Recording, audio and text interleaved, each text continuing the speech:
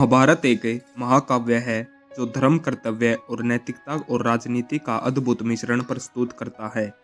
इसमें अनेक पात्र हैं जिनमें भीष्म पितामह का स्थान अत्यंत महत्वपूर्ण है। वे महाभारत के सबसे सामान्य पात्रों में से एक है जिनकी प्रतिज्ञा, त्याग और निष्ठा अद्वितीय मानी जाती है। कुरुक्षेत्र युद्ध में वे कौरवों की ओर से लड़े, फिर भी उन्होंने दुर्योधन का पूरी तरह से समर्थन नहीं किया। इस प्रश्न का उत्तर महाभारत की जटिलताओं से में छिपा हुआ है। भीष्म पितामह का चरित्र और प्रतिज्ञा। भीष्म पितामह का मूल नाम देवव्रत था। वे गंगा और महाराज शांतनु के पुत्र थे। अपने पिता के सुख के लिए उन्होंने आजीवन ब्रह्मचर्य की प्रतिज्ञा ली थी।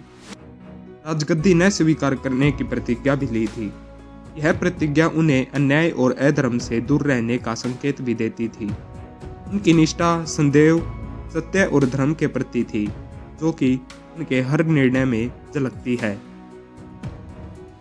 भीष्म की दुर्योधन के प्रति स्थिति। यद्यपि भीष्म पितामह ने कौरवों की ओर से युद्ध लड़ा, लेकिन उन्होंने दुर्योधन के कर्तव्य को कभी समर्थन नहीं दिया। इसके पीछे कई कारण हैं। अधर्म का विरोध। भीष्म पितामह ने सदैव धर्म का पालन किया। वे जानते थे कि दुर्योधन अन्याय और अधर्म के मार्ग पर चल रहा है। उन्होंने कई बार दुर्योधन को समझाने का प्रयास किया, वह पांडवों के साथ शांति से रहे और राज्य का उचित बंटवारा करे। लेकिन दुर्योधन अहंकारी था और भीष्म की बातों को अनसुना कर देता था।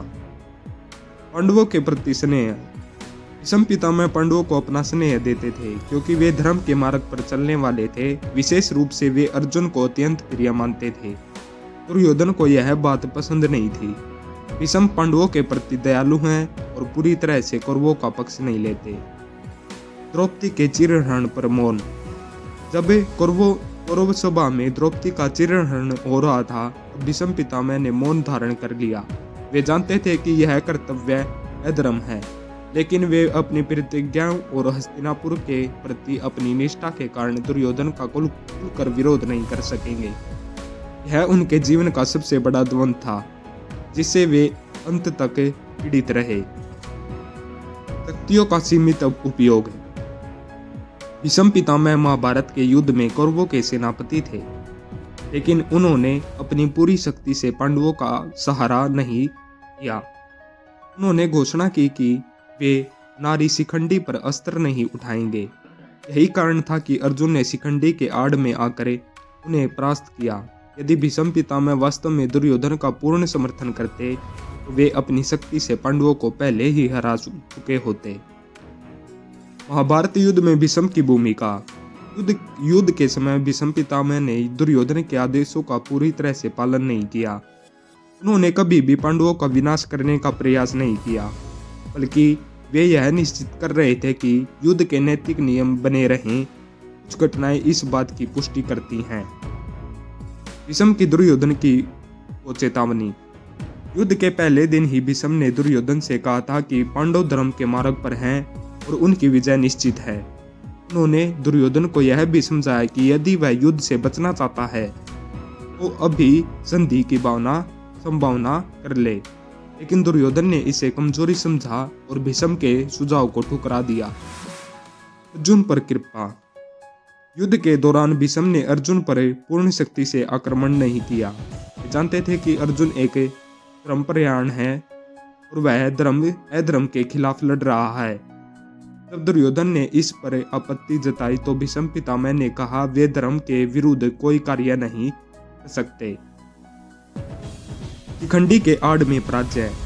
भीष्म ने पहले ही भविष्यवाणी कर दी थी कि वे एक नारी के हाथों परास्त नहीं होंगे। जब अर्जुन ने शिखंडी को आगे कर उनके ऊपर बाण चलाए, तो उन्होंने प्रतिरोध नहीं किया। इस प्रकार उन्होंने अपनी निष्ठा को निभाया और अधर्म की जीत रोका। भीष्म का अंतिम उपदेश। जब भीष्म पितामह बाणों की सैया पर लेटे थे, तो उन्होंने युधिष्ठिर को राजनीति और धर्म के गूढ़ रहस्यों को बताया था। उन्होंने बताया कि राजा का धर्म न्याय और सत्य के मार्ग पर चलना होता है। उन्होंने यह भी कहा कि अधर्म की विजय संभव है, इसलिए व्यक्ति को सदैव धर्म के मार्ग पर चलना चाहिए। ऐसी ही वीडियोस देखने के लिए हमारे चैनल को सब्सक्राइब करें।